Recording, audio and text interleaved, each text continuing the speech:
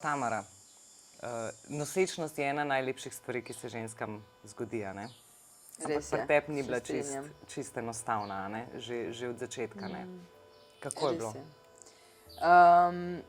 Kot jaz sama sem se počutila odlično. Res, taka nosečnost, super. Mali trebuh, lahko sem delala, kar sem hotela, tako da super, ja. Ampak, ja, začelo se je že v bistvu pri nohalni, ki me je v bistvu ginekologinja opozorila, da so te dolge kosti krajše in da je plod manjše rasti. Ona je takrat navedla 1001, kaj bi lahko bil, od pritlikavosti do Downov sindrom, ne vem kaj, do tega, da me je v bistvu mi je rekla, da se naj pripravim na najhujše in da pač verjetno bo pač da bo mogla verjetno tudi splaviti tega otroka, kar je bilo meni čist nemogoče to sploh sprejeti. Tako da v bistvu tam nekje sem se jaz začela že s tem, da tega otroka sprejmem, ne glede na to, kaj bo. Že s tem procesom pripravam sem že takrat začela. Vem, da tudi takrat sem šla k mojim staršem, v bistvu prvo ven do prve klopi, zjokala čist, poklicala partnerja, povedala, kaj mi je rekla in sem bila čist. Enostavno nisem mogla pa sprejeti, na kak način mi je to ginekologinja povedala, ker se mi je zdelo nečloveško. In v bistvu poveš, da bo verjetno treba narediti splav in te spustiti domov in ti se vstaneš in greš in ona misli, ne vem, da boš ti veselo prikorakal ven iz zdravstvenega doma, no. Takrat sem potem menjala tudi ginekologa. No, v glavnem, ja, sem partnerju povedala, takrat je bil v službi, v Ljubljani je delal. Šla sem k mojim staršem, ki so bili doma, v bistvu, in smo se nekako to, da bomo tega otroka sprejeli, ne glede na to, kakšen bo, ga bomo sprejeli in ga imeli radi, no. In res se je to zgodilo, no. Tako da ja, ga sprejemamo. Nosečnost je bila tako. Si šel k ginekologu, ti je rekel, ja, manjše rasti je, si bil živčen en teden, si potem en teden malo pozabil, malo se sprostil, potem si bil spet en teden živčen, kaj bo spet rekel, a je vse v redu ali ni v redu ali kaj. V glavnem, ja, no, ni bilo luštno, no. Kakor sem se sama dobro počutila, je bilo to kar težko, no. Ti si 4 tedne prezgodaj rodila. Res je. Kakšna je bila otrokova diagnoza? Najprej bi še rada to povedala, pač čez celo nosečnost, koliko je bilo ginekologov, pa to, no, v glavnem, en dan, preden sem rodila, sem še bila na pregledu pri ginekologu in sem rekla, kaj zdaj? Rekel, pa kaj gledamo tega otroka? Če je čisto okej, srce bije, ono je v redu, tako bo pa prišel ven, bo pa prišel ven. Nehajmo zdaj, tako nares, in sem bila okej, pač v redu. Kar bo, pač bo, ne. In je rekel, ne, vi še ne boste rodila, no. Mislim, da je bilo to celo isti dan. In jaz grem domov, povem, jaz še ne bom rodila, to midva s partnerjem vse nabuhama v avto, midva greva na morje, res se pripravima. V četrtek, ja, pripravima to za morje in da greva. Midva gledava na kavče, Masterchef je bil. In je bilo tako nekaj čudno, ne. In mi je voda odtekla. Tako točno tisti dan, četrtek, ko je bilo je rekel ginekolog, to še ne bo. In je voda odtekla, ja, in se je začel pol proces, ja. Tam nekje okrog 11. zvečer sem prišla s popadki v porodnišnico v Celju. Odprta pa nič. Popadki, ja, ampak meni se je zdelo takrat, da to so najhujši popadki, da to bom zdaj jaz kar rodila, da to bo šlo. Ampak ja, ni bilo tako hudo, no. Čez noč so pač ti popadki minili, ampak nekje je tako, če ti voda odteče, da pač vseeno moraš pa roditi, ne. Glede na to, da so bila pljučka, to vse nekako že okej, pa dovolj velik, razvit, niso rabili, da bi zdaj to podaljševali, ne. Na kar zjutraj sem imela tiste preglede, pa to, no. Pol je pa ena ginekologinja predlagala, pa tudi pol meni predstavila, da bi me poslali v Ljubljano, da bi v Ljubljani rodila, ker pač imajo več znanja, pripomočkov, če bi karkoli bilo, da nama lažje pomagajo in meni in njemu, ne. Na kar je res, ja, da so naju peljali, mislim, so me peljali takrat še samo v porodnišnico z rešilcem, pa so pa začeli pri meni razni tisti, ne, da te peljejo v Ljubljano. Ne? Imaš že občutek, da je nekaj narobe, Nekaj narobe, ne, ni čist, pač, veš, da ni vse BP, ne. V glavnem, ja, no, potem pa sem v Ljubljani rodila, 3 minute do polnoči, za joko je, vse je bilo v redu, tako da malo bolj hecne je imel te stegnenice, ampak tisti osnovne stvari pa je bilo okej, no. Pa so ga odpeljali za 3 dni je bil v topli posteljici še, pa malo na opazovanju. Vzeli so razne vzorce, kaj bi bilo. Najprej so postavili diagnozo, da bi bile gumijaste kosti, kar si jaz nisem niti predstavljala, kaj bi to zdaj pomenilo. Gumijaste kosti in potem so v tujino poslali te vzorce in smo čakali, no, na te vzorce. En mesec, mislim, da dober, ampak tako je bilo že prej pokazano, da ni to. Mislim, da so šla pol par dni po tistem domov, ker je pač lepo se je redil, napredoval je, ja. 15. aprila se je rodil, potem pa 1. maja sva pa že šla v bolnico, ker je bil jokav. Opazila sem, da je imel nard zatečen, ob premikih je zelo jokav. Se pravi, kadarkoli si ga v bistvu ti premaknila, previjala, ko so neke osnovne potrebe, ki jih moraš zagotoviti, ne, je on jokal. Je jokal, ja. Sicer, ko sem se peljala, mogoče, ampak to je pri dojenčkih, sploh pa pri njemu so bile te stegnenice tako res drugačne za videti, no. In tudi, ker je bil to moj prvi otrok, tudi ne veš, kako bi moglo biti, da je okej, ne, in kako je, ne. Se mi je zdela stegnenica malo bolj zatečena ali pa malo drugačna, no. In ja, vem, da sva se peljala s partnerjem v Ljubljano in sem bila z onimi mislimi, da je mama svojemu otroku zlomila nogo, karkoli zlomila je bilo meni, groza je bilo, res, to je bilo težko sprejeti, no, ker vemo vsi, da svoja mama ne bi svojemu otroku naredila nič takega, da bi mu povzročala ali bolečino ali kakorkoli, no. In ja, potem so ga dali na rentgen in je pokazal sliko, da je bila stegnenica zlomljena. Dali so mu te mavčne hlače, to je v bistvu mavčne hlače so od tu, pa cela pač noga do gležnja je mavec, no. Tako da to, pol sva bila v bolnici, en mesec. Ampak recimo, kako je, 10 dni je bil star, ne? Ja. Ko se mu je zares zlomila stegnenica, ne? Mislim, to je nemogoče, da bi zares to nekdo naredil namensko, a veš. Ja. Mogoče je na tem mestu treba povedati, da ima diagnozo vseeno neko, ne? Ja, Kasneje je ja. sicer dobil, ampak kakšna je diagnoza? Diagnozo takoj po tem zlomu je že načeloma dobil sum, so postavili sum. Diagnoza je osteogenesis imperfecta, to je krhke kosti. Je v bistvu genska okvara, ker potem so tudi dali na genske teste. Je genska okvara, to je od 1 do 14 je nekih stopenj, Teo ima 3. stopnjo. 3. stopnja je najhujša oblika te bolezni. Je pa tako, da eni so prenašalci starši, Eni pa je kar neka okvara.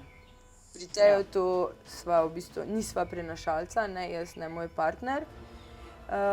In je v bistvu vse nekaj in je prišlo do te okvare. Načeloma, ko so gen odkrivali, ta njegova različica, to so neke številke, cifre, njegova različica, ki pripada 3. stopnji, ni še nobenega takega, da bi bil v računalniku, no, da bi bil, ne obstaja na svetu, no. Ni. Taka posebna oblika, ki pripada 3., ampak vse ne čisto tipična, ne. Tako da ja, načeloma takrat lahko, da je v kakšnih državah, kot je Indija, Bangladeš, da je kakšen otrok, ampak ni v sistemu, ne. In v bistvu prvo so nam rekli, počakajmo, da vidimo to genetiko, pa bomo videli, kaj bomo pol lahko, ne. Kaj lahko vi pričakujete, kaj ne, kaj se bo zgodilo, ne.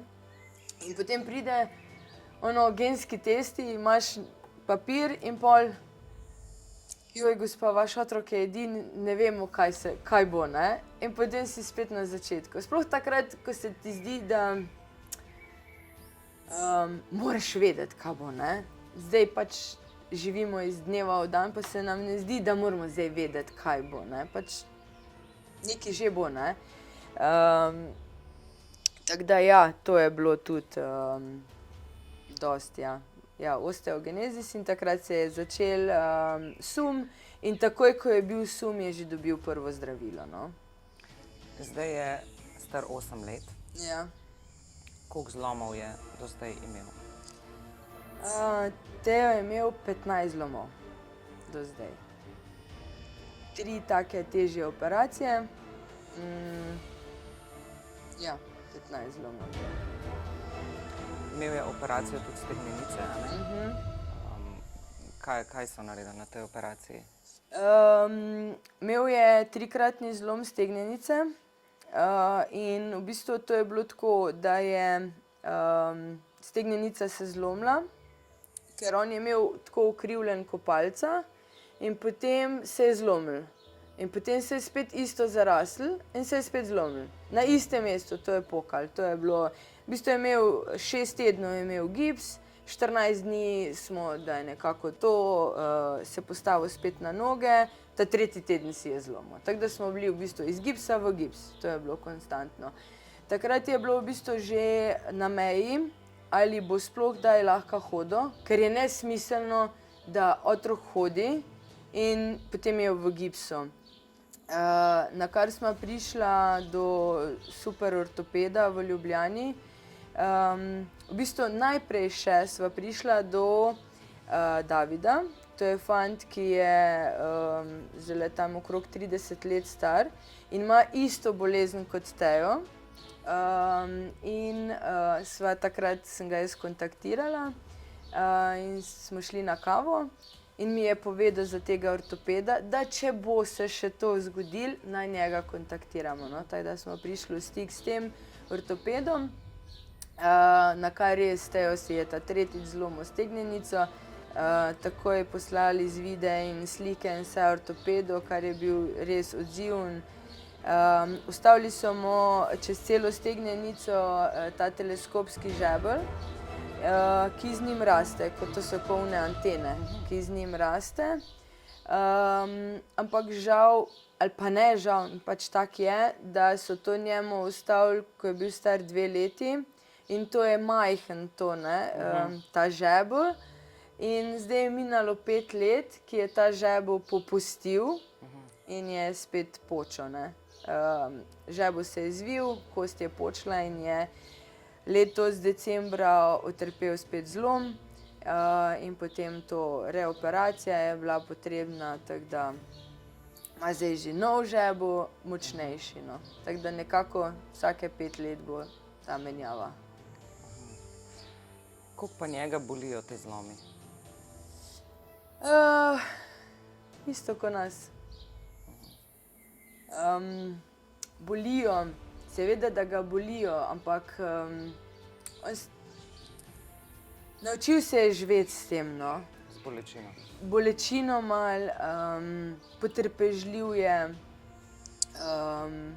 s tem načinom življenja se je dosti naučil. Je težko, je, absolutno. Se mi zdi, da prej, ko je bil mali, je šlo veliko, veliko lažje, no. Zdaj, ker je v bistvu, prej so se vrstili zlomi, zdaj pa 3 leta res ni bilo zlomov. Pač res, in je on pozabil, mi smo pozabili. Mislim, saj čisto pozabiti ne moreš, ker od zadaj ti vedno nekaj kljuva, ker vidiš vsakodnevno, da ni vse okej, ne. In ja, tako da zdaj ti zlomi so bili, sploh pa, ker je v bistvu decembra je bila prvo roka, kaj že, desna roka, tu nadlahtnico si je zlomil. In potem so ta odpovedovanja, ne. On zelo rad smuča, ampak vemo vsi, da je zelo nevarno za njega, no. In potem smo se odpovedali smučanju, sankanju, snegodopustu, ampak vse skupaj je to pač tudi za njega nekako veselje in potem po drugi strani odpovedovanje, no.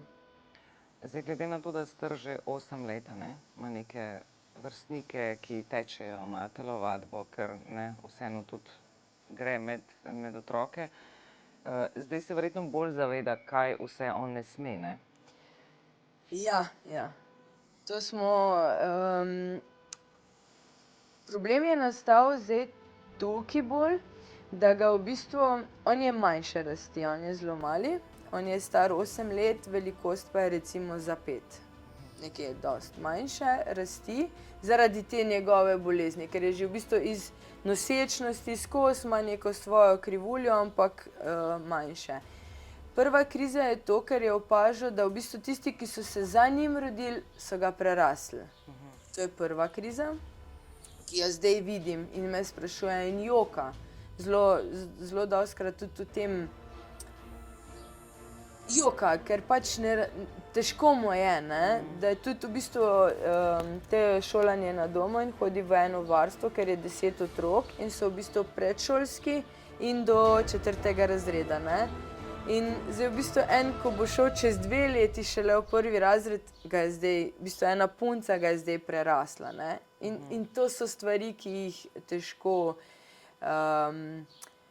ja, potem je problem trampolin. Vsi lahko grejo na trampolin, ne. Da ne govorim, v Ljubljani je tak center trampolinov, on ga pač ne bo, ne. Vsi lahko grejo, določene stvari počnejo, on pa ne, ja, je.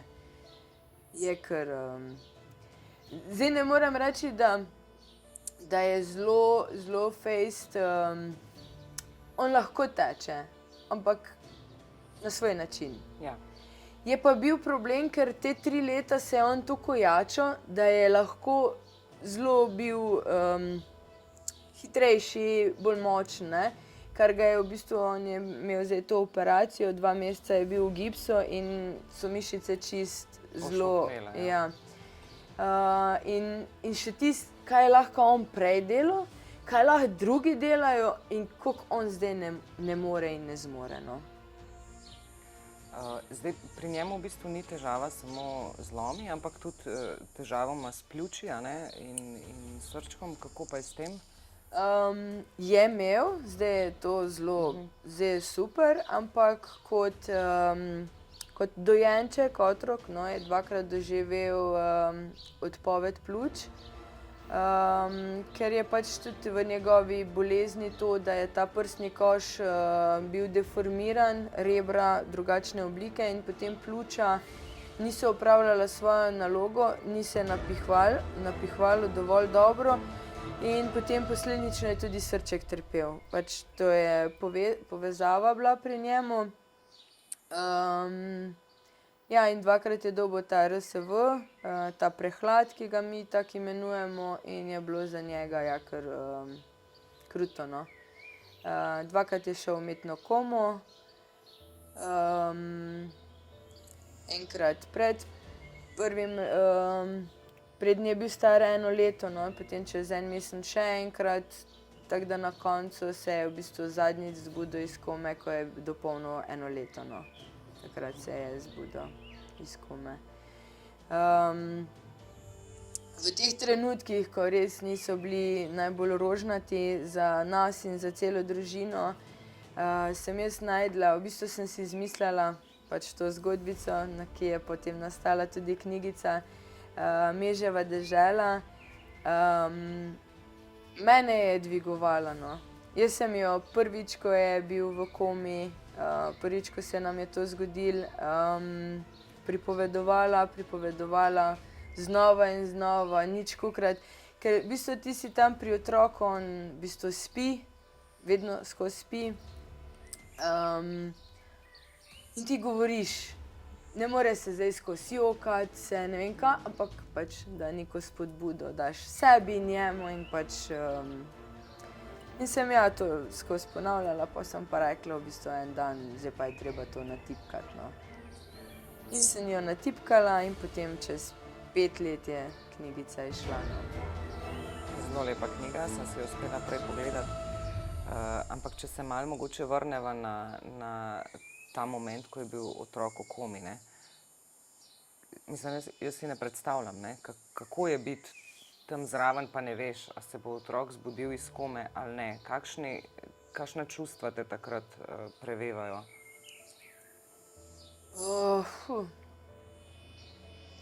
Imamo eno veliko srečo, da veliko pozabljamo, no. Tako da to je res, jaz bi bolj rekla strah. Strah, da bi ga izgubili, no. Mislim, da je bilo to. Strah.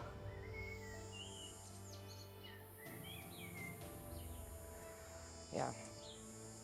Ampak si kdaj razmišljala v tistem momentu tudi o tem, kaj bo, če ga izgubim?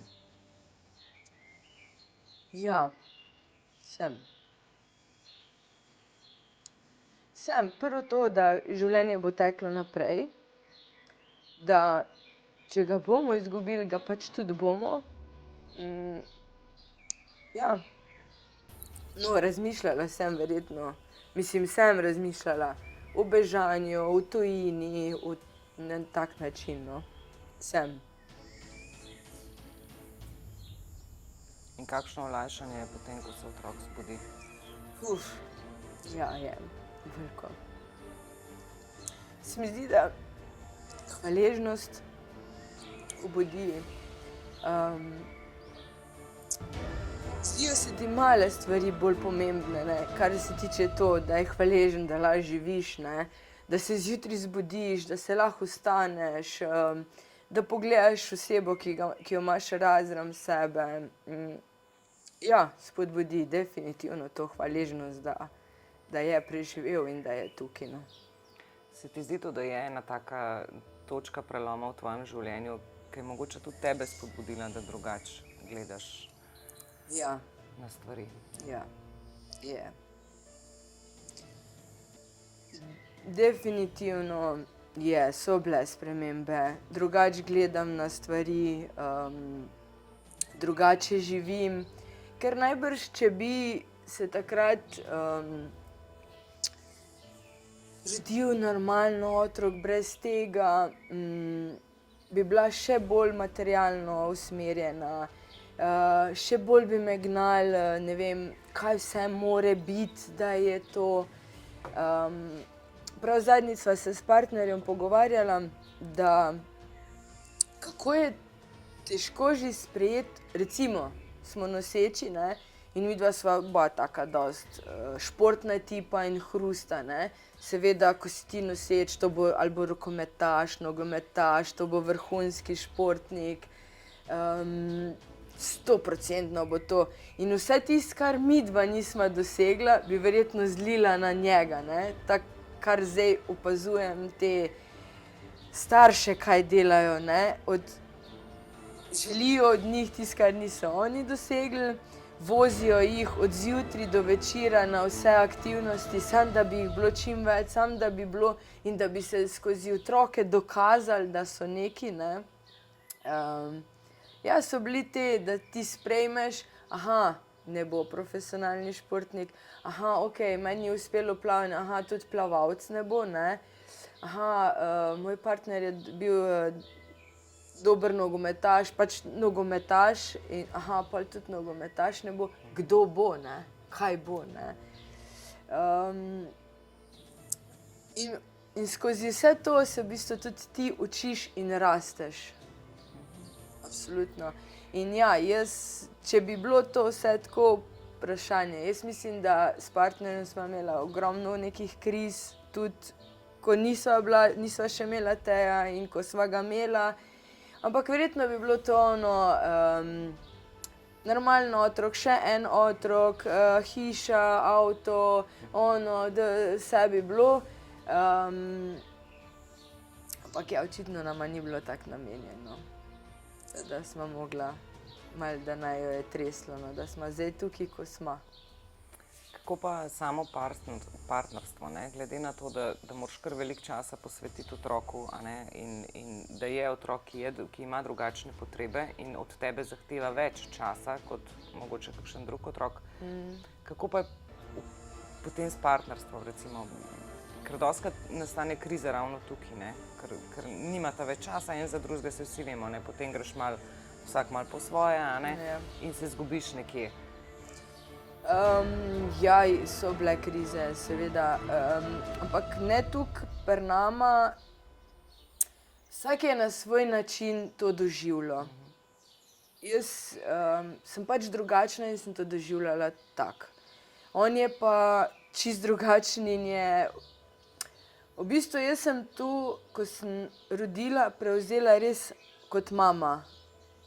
Res, v prvi vrsti mama. Šla sem čez težke, jaz sem imela prej espe, jaz sem bila kozmetičarka, svoj salon, ne. In pač kot vsak normalen si misli, 3 mesece bom malo doma, pol bom že dala malo otroka k babici, kake nohtke bom šla narediti, malo sem podružila, ne. Pa te pa življenje klofne, da to tako ne gre, ne. Zapre svoje podjetje, ne vem, kako dolgo sem še vlekla to bolniško, pa potem, ne, prvo porodniško, potem bolniško, da ja ne bi zaprla espe, ampak na koncu skozi veš, da pač ne gre, ne. Tako da jaz sem se to spopadala, da sem v bistvu ugotovila, da sem samo mama. V tem trenutku nisem sposobna, otrok me rabi, ne, da nisem sposobna, otrok me rabi in sem mogla biti tam samo mama. Moj partner je pa prevzel drugo. Vrgel se je, kot deloholik je postal, v svojo pisarno zapiral, težko mu je bilo gledati otroka, ki toliko joka, ki toliko trpi. In sva se čist. Sploh nisem imela onega partnerja, očeta, ne, ob sebi, ker je on toliko deloholik, da bo on finančno nama pa lahko pač pomagal, ne. On se je, ne vem, ko zombi je že tudi bil, ne. On se je recimo peljal iz Celja v Maribor na sestanek, iz Maribora v Ljubljano nama v bolnico, ki je prišel, ni bilo nič od njega, ko čist zombi, ne morem druga reči. In potem iz Ljubljane domov spet delati in delati in delati, ne, da nama je lahko omogočil to finančno. Jaz sem res nehala takrat služiti, pač tiste neke osnovne finance sem imela, ampak to je dosti premalo za... Ker potem so tu fizioterapije, kakšne stvari, ki sva jih lahko res potem Tejo omogočala, no. Pljučka so bila zelo slaba, to pomeni tudi morja veliko, kar mu v bistvu res dobro koristi. Se mi zdi, da vse, karkoli smo delali, smo dobili tudi, dobivamo zdaj nagrade, no. Kako potem partnerstvo na nek način rešiš, ne? Ker se mi zdi, da zdaj vedno več je tudi ločitev zaradi stvari, ker ima vsak neke svoje hobije, neke svoje interese, gresta vsak malo po svoje, ne. Zdaj pri vama je bila stvar še v bistvu malo težja, ne. Kako sta šla čez? Težko. Ne, mislim, da ne bom zdaj govorila, da je bilo to vse idealno, tudi sem se selila, sem se odmikala, nisva vedela, nisva znala, no, ne morem drugače reči. Dokler ni res poknilo med nama, ali kako naj rečem, no. Malenko sva kako bi to rekla, najdla nek višji cilj. Izobraževati smo se začela, z duhovnostjo nama je prišla nasproti, prišla sva v stik z vedami, z določenimi ljudmi, ki to proučujejo in je tudi so prišli do naju. Preučevati sva začela moški, ženske, vloge, kaj kdo dela, kaj od koga naloga, tako. In to naju je rešilo. V bistvu zanimivo, da si to rekla, ne? Ker sama tudi v zadnjem času dosti raziskujem, kako biti ženstven in da iz tega tudi veliko stvari izhaja, ne? In sreča v partnerstvu in tako naprej. Ne? Se ti zdi, da je mogoče danes tudi ta težava, ne? Da se veliko ljudi loči ravno zaradi tega, ker ni več teh funkcij, ne? Mislim, funkcij. Ne govorimo zdaj o tem, da mora biti ženska za štedilnikom, pa se ne vračamo tja, ampak vseeno pa bi mogle neke funkcije ostati, ne? Absolutno. Meni je to, kar se zdaj totalno ne vem, ne vidim, kam to gre, no. Pa ne rečem, jaz sem tudi taka bila. Seveda, jaz sem pograbila otroka, ga odnesla in kdo bo meni? Jaz zmorem. Zakaj jaz rabim moškega? Se pa zmorem sama, ne? Zelo odločna, ne? Ampak na koncu se mi je zdelo, no, a si res želim, da zmorem sama kot ženska? Saj sploh ni debate o tem, da ne bi zmogle. Seveda bi zmogle, ne? Ampak jaz si tega res ne želim. In skozi vse to sem tudi jaz stopila korake nazaj, pa sem si rekla, pa zakaj bi se borila, da bi bila jaz z njim enakopravna? Če ni treba, če ne bova nikoli ne bova enakopravna. Jaz pač imam svoje naloge, svoje funkcije, on ima svoje. Vem, da mi je enkrat en rekel, ali slišala sem, ne vem, če bi bilo tukaj v taki enakopravnosti, potem bi 3 mesece nosila ženska otroka in 3 mesece moški. In potem bi bila tu enakopravna. In potem lahko govorimo o tem. Ali pa ne vem, ko zdaj je tako modern, sta rodila. Ne vem, meni se zdi, da še vedno ženska rodi, ne? Ker moški je zraven, zelo lepo, da so zdaj moški zraven, pa pomagajo predihavati ali karkoli, ampak še vseeno je ženska rodila. On ne more doživeti tega, kar doživi ženska skozi porod. In tudi drugačne stvari se odvijajo, ko ti enkrat kot ženska rodiš otroka. Drugi občutki, drugi nagoni, kakor pa pri moškemu, no.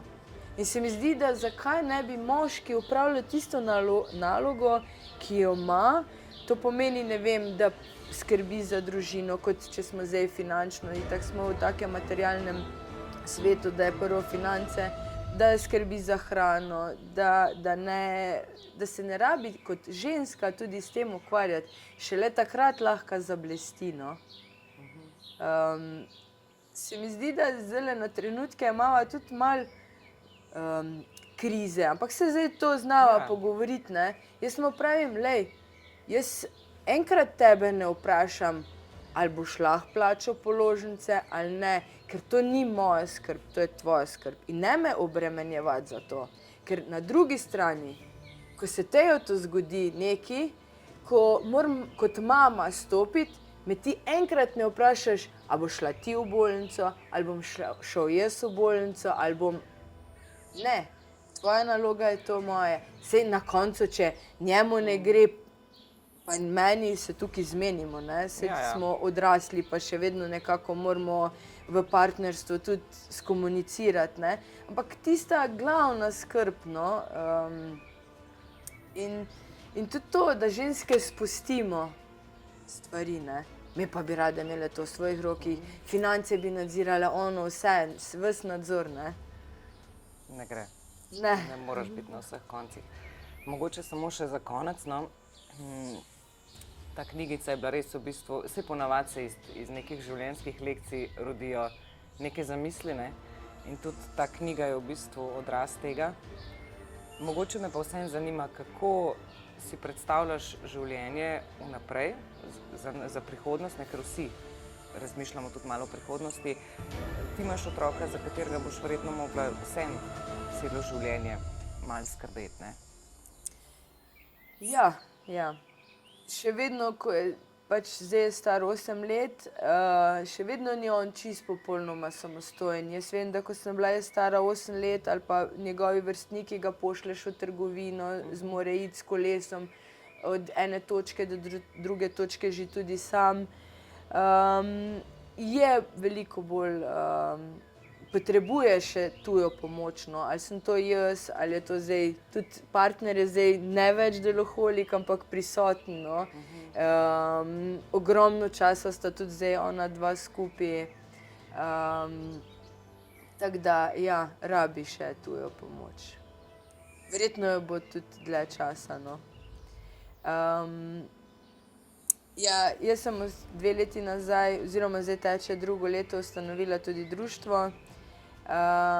To društvo mi je tako, da bi predstavila to knjigico, da lahko grem na kakšne sejme, da zmoremo mamice tudi kaj početi. Ni treba, da smo zdaj uspešne samo na način, da se merimo z moškimi in smo, ne vem, predsednice države, kar nič narobe, ali pa, ampak da smo tam direktorice raznih bank in karkoli, da se moramo meriti na tak način, lahko skozi društvo z ustvarjanjem, zdaj tudi prirejam kakšne delavnice, za ženske, kot so ženski krog, da se družimo med sabo. Hodim po kakih šolah, v bistvu bolj vrtcih, no, pa berem to pravljico z njimi, kaj rišemo. Na tak način jaz zdaj zadovoljujem tisto potrebo po socialnih veščinah, v Ja. bistvu, ne? Da si vseeno v stiku z ljudmi, kljub temu, da si mama otroku, ki ima drugačne potrebe, a ne? Ja. Mogoče samo res še za konec, lahko bi se pogovarjali ure in ure. Ampak mogoče samo še to, mamice, ki se soočajo mogoče z otroki, ki so drugačni, a ne, tako kot tvoj, nekatere imajo celo hujše težave pa drugačne stiske, a ne. Ampak kaj bi jim recimo svetovala? Na kakšen način bi mogoče lažje šle čez to? Pa da lažje prebrodijo mogoče neke momente, ko pridejo, ne, ko si v stiski. Mogoče to, da ta huda stiska enkrat mine, da pomiriti se v tej situaciji in sprejemanje. Da sprejmeš to. In da nič ni narobe, točno tako sva se prej menili, da se zjočeš, da rečeš za pomoč, da prosiš za pomoč.